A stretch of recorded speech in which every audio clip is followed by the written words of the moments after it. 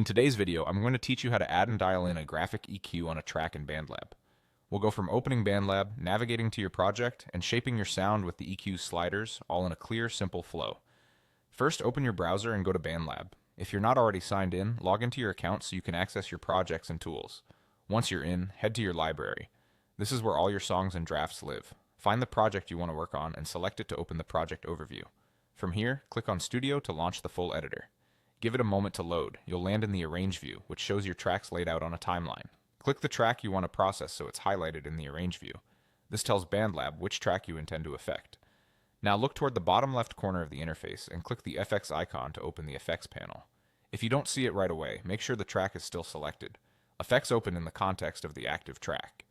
In the Effects panel, click the plus Add Effect button. A list of available effects will appear. Choose Graphic EQ. This loads the equalizer into your track's signal chain and opens its controls. Now it's time to configure the effect. Play your track in a loop so you can hear changes in real time. The graphic EQ presents a series of frequency bands with sliders. Moving a slider up boosts that frequency range. Moving it down reduces it. Start with subtle moves, 1 to 3 decibels at a time, so you hear precise differences. If the track sounds muddy, try gently lowering some of the lower bands.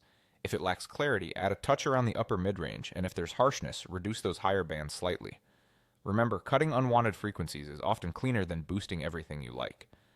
Keep an eye on the overall level. If boosting multiple bands raises the output too much, compensate by pulling a few areas back rather than pushing everything up.